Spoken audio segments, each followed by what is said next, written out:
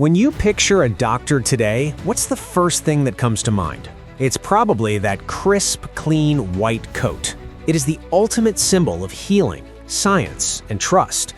But if you walked into a hospital just 150 years ago, you wouldn't be looking for a white coat.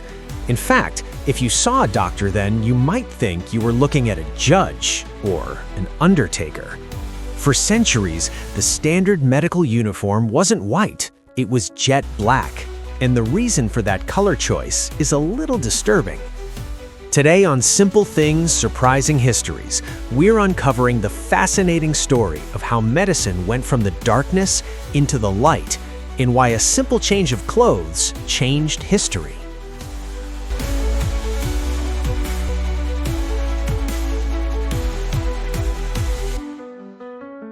Let's travel back to the mid-1800s. In this era, medicine was a very different world. Doctors were viewed less as scientists and more as formal gentlemen. Because medical visits were serious and often a last resort before death, doctors dressed to match the solemnity of the occasion. They wore black frock coats, similar to what a clergyman might wear. It was a sign of respect, authority, and mourning. But there was a darker, more practical reason for the black attire. It hid the stains. In the 19th century, a stiff, blood-crusted coat was actually seen as a badge of honor. It proved you were a busy, experienced surgeon.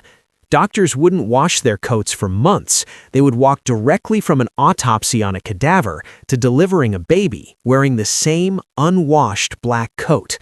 They didn't know it yet, but that badge of honor was killing their patients. This was the age before germ theory.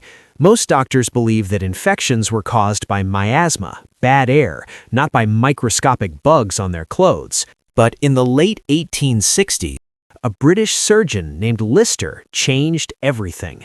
Lister had been reading the work of Louis Pasteur, who realized that living microorganisms were causing food to spoil. Lister wondered, could these invisible creatures be rotting human wounds too? He introduced antisepsis, using carbolic acid to sterilize instruments and wounds. The results were undeniable. Survival rates skyrocketed.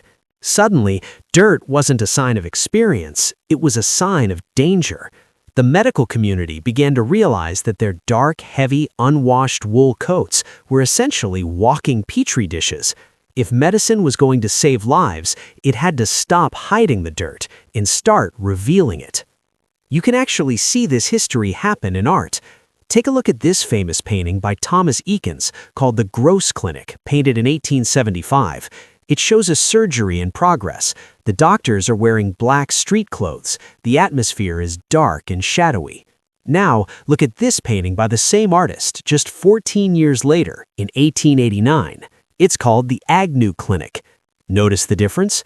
The doctors are now wearing white smocks. The room is bright. The instruments are clean. In less than 2 decades, the profession had rebranded itself. They chose white because it was the visual opposite of dirt. You can't hide a bloodstain or a speck of grime on a white coat. It forced doctors to be clean. By roughly 1915, the transition was complete.